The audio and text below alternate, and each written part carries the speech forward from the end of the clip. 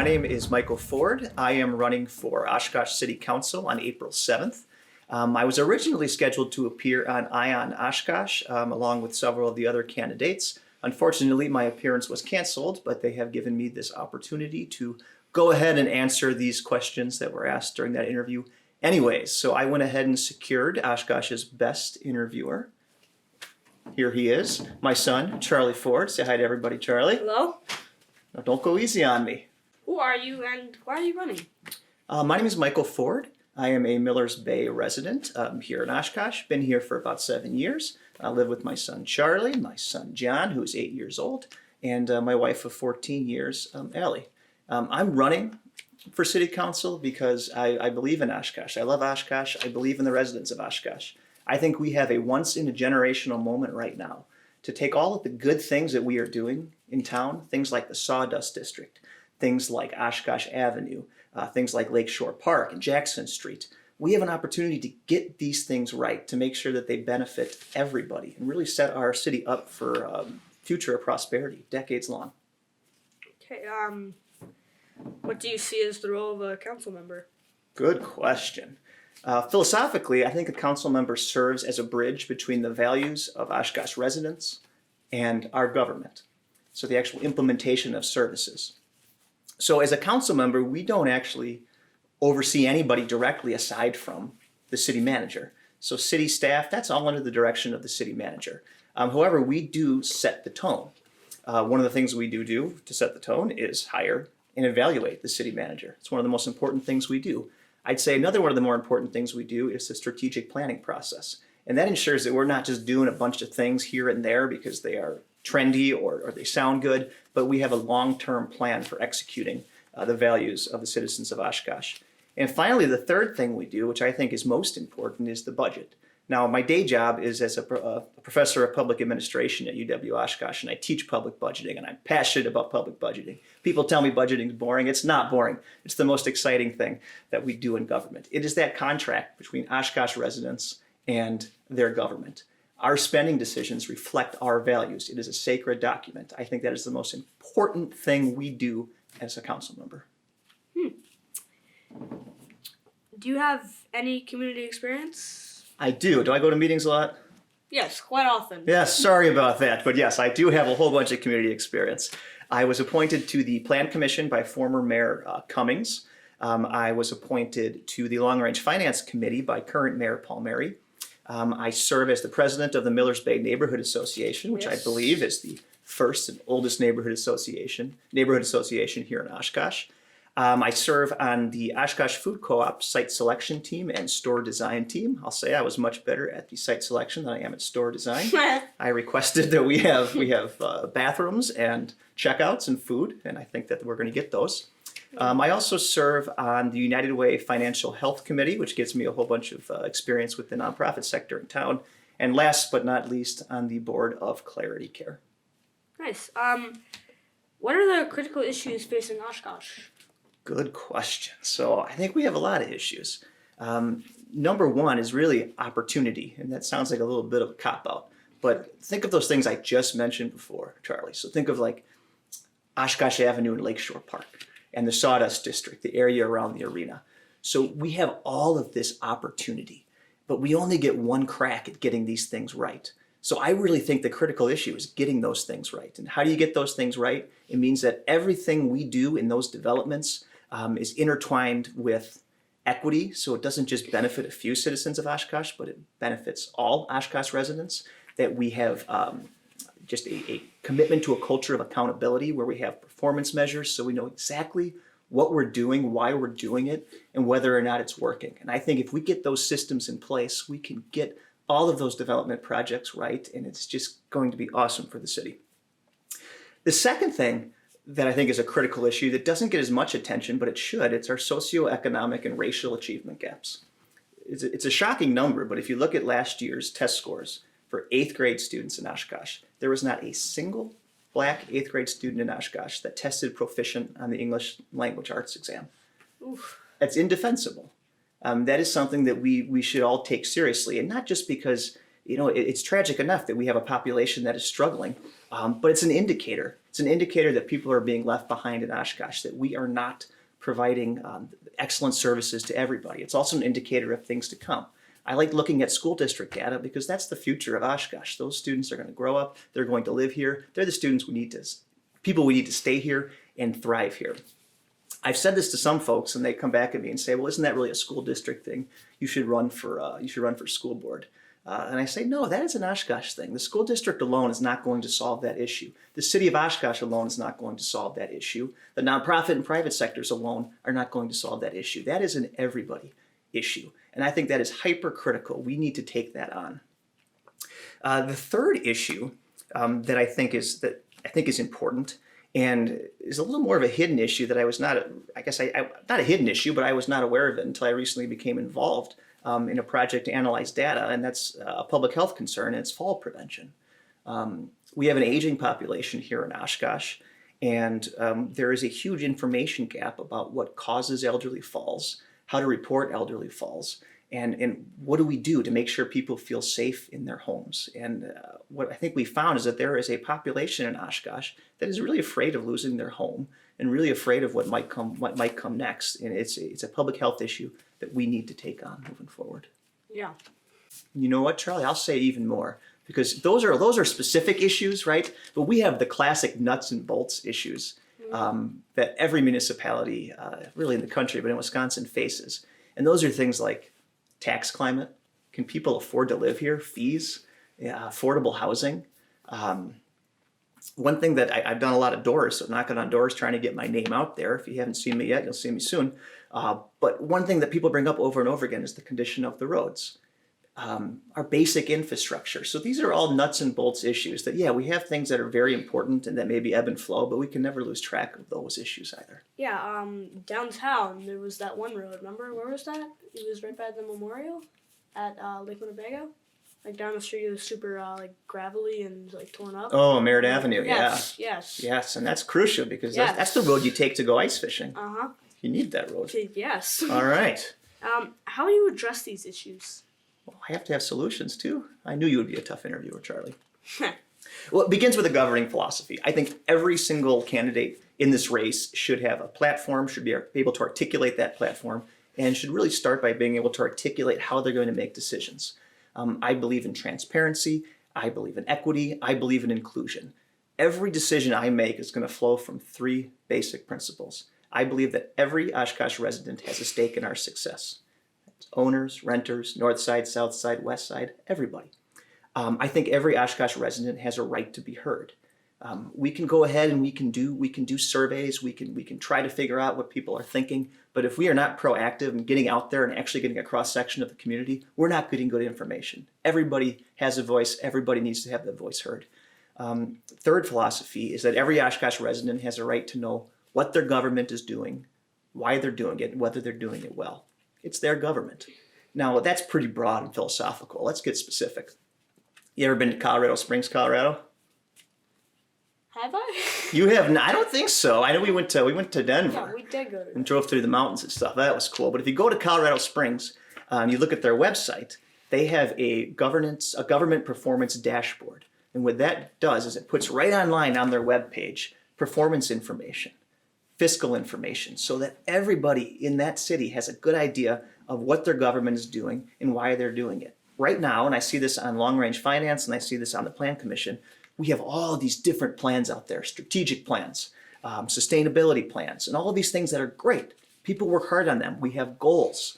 We're putting money towards implementing things that are in these plans, but they're all over the place, meaning there's not alignment. People aren't able to understand what everybody else is doing. The left hand and the right hand are not always in communication with one another. So if we do a performance dashboard, we get all of that information in one place. That facilitates communication, it makes for better decision making, and it creates trust in government because it's our money, it's our freedom we give up to live in a governed society, to live in Oshkosh. Everybody needs to understand or needs to have access to that same information that the city manager has, that city council has, that basically anybody has access to. So I want to do that for our performance information, and I also want to do that for our budgetary information. So there's no argument about where the money's going, where the money's not going. We should just be able to look that up. It should be easy. The second thing I want to do, and this really gets at the issue of the achievement gap and the issue of these complex solutions that don't have, or complex problems that don't have simple solutions. And that is an intersectoral task force. What does that look like? Well, right now we have a group of leaders from the city, the school district, from the nonprofit sector, from the university, that they all get together and they talk about issues. And that's important and that matters. I'm glad that happens. But I want to formalize that, because the fact is we need to have common goals, common performance metrics, and somebody who is in charge and really steering that ship. And I think the city can play that role if we actually want to get these things done. So in other words, instead of having a bunch of good things happening in silos, we can have everybody on the same page working towards a common goal. Third thing I want to do, Charlie, and this is the most boring, but I can't resist because, like I said, I am a professor of public administration. I study governing dynamics, and I love learning about governing dynamics and seeing how city council members interact with each other. I want to create a local government accountability statement. What this means is that it's a simple, one-sentence thing, one-sentence phrase that tells us how we as council members define accountability, how residents define accountability, how the city manager defines accountability. That puts us all on the same page. Residents know what their expectations should be for government. We know what we should be judged on. And if we do it, great, re-elect us. If we don't do it, find somebody that will. Okay. Should the council deal with these social issues at all? Deal with social issues. Yeah, they should.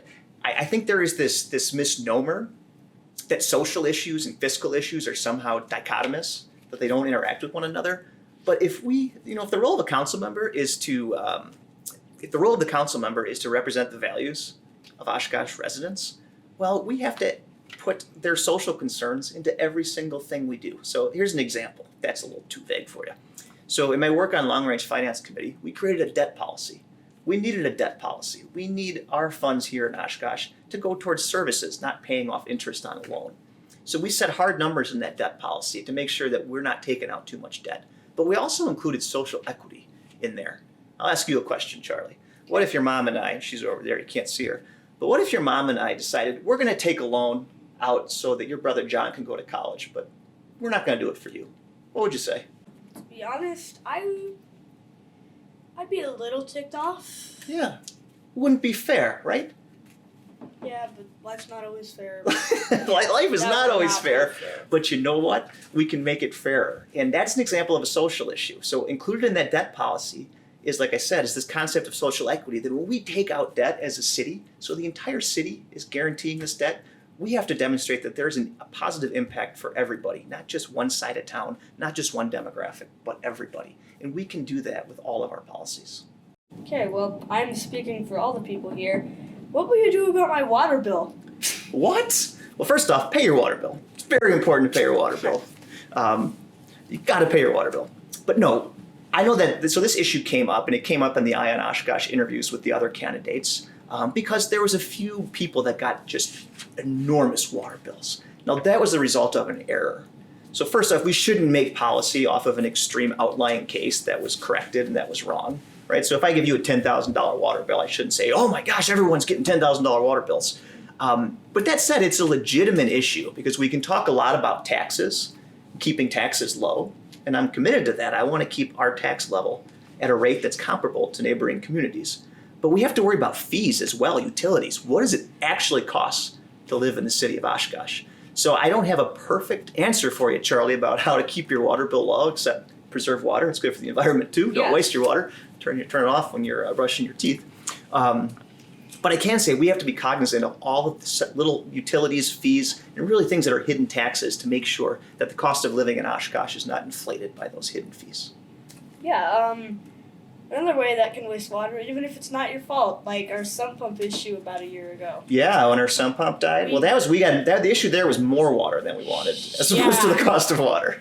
That came in through the basement. It did waste some water, though. Yes, you're right, Charlie. Yes. All right, next question, bud. What are 3 things the city can do better? 3 things the city can do better. You mean the city's not perfect? It's a loaded question, my man. Yes, there are. Of course, there's always things that we can do better as government. The first thing that comes to mind is we can be more transparent. And when I say this to people, I get some pushback. Like, what do you mean? We're transparent. We have all of our information out there. We're following the letter of the law. And yes, that is true. It's not meant to be a critique on anybody or anything, but we can always do better. And we can go from this concept of transparency when we're making everything available, that's the public's information, to proactive transparency. And that means getting the right information in the right format into the right people's hands, presenting similar information in different ways. So the reason I'm so passionate about a local government performance dashboard, even though it's boring and people tell me it's not the way to get votes, it is a way to make sure that everybody is playing with the same information. And there's no way to even accuse us of hiding money or moving money around, because it's all there for the public to see. So that's one thing we can do better. Even if we get everything I want in place, we can still do better, because we can always do that. It's the public's money, Sure. public freedom, transparency matters. Yes. The second thing we can do is related to the work with the neighborhoods. So Oshkosh now, I think at the State of the City the other night, I heard 18, but we have a lot of neighborhood associations. And as I mentioned, I'm the president of my neighborhood association, and it's been eye-opening, especially as an association that's a little older. We're really good at making plans. We're really good at starting neighborhood associations. That is true. We struggle with the next step, which is implementing. I mean, one of the great promises of neighborhoods is that we can have hyper-local entities making policies, putting things into place, because who knows better about what they need than your neighbors or you, right? The closer you can get, the closer decisions can get to those actually impacted by the decisions, the better they're going to be. So neighborhoods have a huge part to play, but I don't think we've gotten to the point where we understand how to implement things. So I want to take neighborhoods to the next level, that we're not just there to make plans, get grants, but really there to implement things.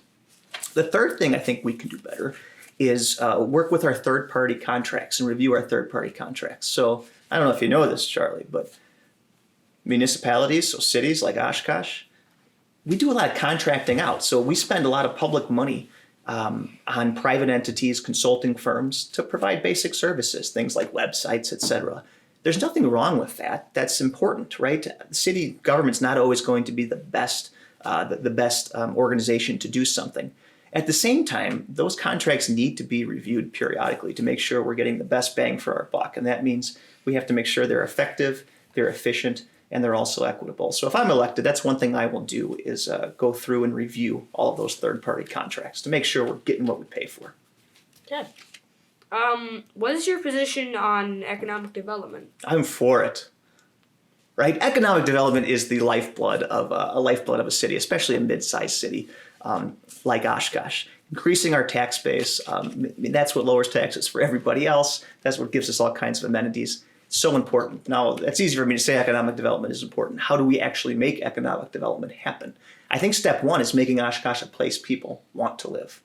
So we have to double down on our quality of life. So that means we need good parks. That means we need to fix those roads that are leading to the ice fishing. It's not all about ice fishing, because sometimes the water is not frozen. Exactly. So yeah, it's other types of fishing as well. But we need to really work on those quality of life issues so that Oshkosh is a place people want to be. The second thing we need to do is make sure that Oshkosh is a place that people can afford to be financially. So that means working on our taxes and our fee structures to make sure that we're not falling behind and maybe being an expensive island amongst neighboring communities, because people and businesses have a lot of options about where they want to locate. So we have to say, what makes Oshkosh special? Well, what makes Oshkosh special is the quality of life here. But we also have to be cognizant that we don't want to highlight what doesn't make Oshkosh special. We want to make sure that our tax levy stays comparable to neighboring communities. We have to keep it affordable. Otherwise, we won't attract people here, and that doesn't help anybody. And the third thing that we need to do for economic development is to really double down on what we have. So we want to retain businesses that are here. Things like we did with the Oshkosh Corporation. It was controversial at the time, but that can be the best economic development strategies. Keep what you already have. And we also have a heck of a lot of talent, a heck of a lot of intellectual capacity. So students that graduate from UWO, students that graduate from the tech college, I want to make sure they stay here when they get their next great business idea, when the next great Fortune 500 company comes to town. Or idea for a Fortune 500 company comes to town. I want it to stay here in town. So keeping what we have. Okay. What do you think of your opponents? I don't have any opponents, Charlie. I have future colleagues. So we have an at-large system here in Oshkosh, and I don't see them as opponents because there's 6 of us running for 3 positions. The fact is, a bunch of us that are running in this election, we're going to have to serve together. So I have made a point of reaching out to every single opponent of mine and every single council member and the city manager and saying that I'm somebody you can work with. I am a firm believer that that which unites us is stronger than that which divides us. That is a governing philosophy that I have. That's a life philosophy that I have. So what do I think of my opponents? I am proud of anybody that takes the risk of running for office because they love their community. Okay. What is your position on special assessments? I'm against them. Who likes special assessments? You play Monopoly? Yeah. You play Monopoly with me sometimes, right? Yes. You ever get all your hotels, all your houses, and you're doing everything the right way and you're crushing it, and then you land on the chance. And you pick up the chance and it says, you are assessed for street repairs. What happens? You're basically screwed over there. Wipes you out. Yep. You did everything the right way, Yes. but to win this thing, and it wipes you out. That's not fair, right? That's not fair. Special assessments, that's a problem. They're not always fair. We've had horror stories here in Oshkosh where people are getting hit over and over and over again. And those are the types of things that make people want to leave. If we talk about economic development, that's an example of things that make people want to leave. So what do we do about it? Well, I think it starts with principles. We have to think of equity. We have to make sure that we recognize that public services need to be improved. Roads need to be fixed. Otherwise, we can't drive on them. It hurts our economy, hurts our connectivity, right? We have to pay for things. There's no getting around that, but we need to find an equitable solution. I have been supportive of the dual structure strategy that's out there right now. If people don't know about that, it's where residents have a flat monthly fee, and businesses have a flat monthly fee. I think there are some legal issues that will probably come up with that, so that's probably not going to be the long-term answer. But bottom line is we have to find something that is equitable and based on logic, so everyone's paying their fair share and nobody's getting screwed over. Okay. Like in your free time, what do you do for fun? What do I do? Well, Charlie, what's the most beautiful sight in the world? A bent fishing pole. And the least most beautiful sight is a broken hook. A broken hook. You don't like broken fishing hooks? Yes, I love fishing. I love fishing with my sons. Hard water, soft water. One of the great things about Oshkosh is that we are here on the water and we have those opportunities. I love running through Menominee Park. And I love playing guitar and singing songs. And yes. They even let me do that in church once in a while to an audience. You have like 12 guitars in the basement. I don't have enough. You have more than enough. Thank you, Charlie. I have 1 guitar. It's a good one though, right? Yeah, it is. That's 2 things you should do every day. You should try to catch a fish, you should try to sing a song. What's cool about Oshkosh is you can do those things most days. Yeah. All right. Anything else you'd like to say? Well, first off, thank you, Charlie. You're a heck of an interviewer. You were tough but fair. I appreciate that.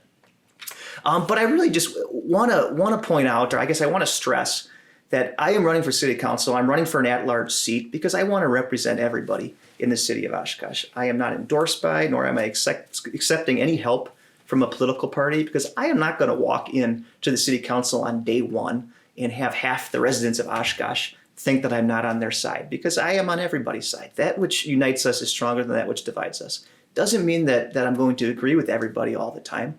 No, that's impossible, and that would be unhealthy for a city council to operate that way. But I will always be committed to listening. I will always be thoughtful, and I will always answer questions and be clear and transparent about what it is I believe in. And to that end, I hope you take some time to visit my website, www.oshkoshforall.com.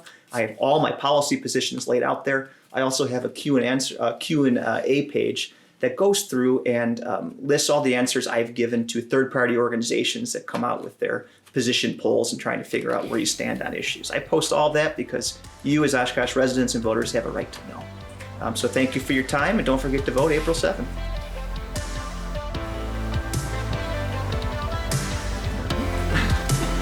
Oh, there you go.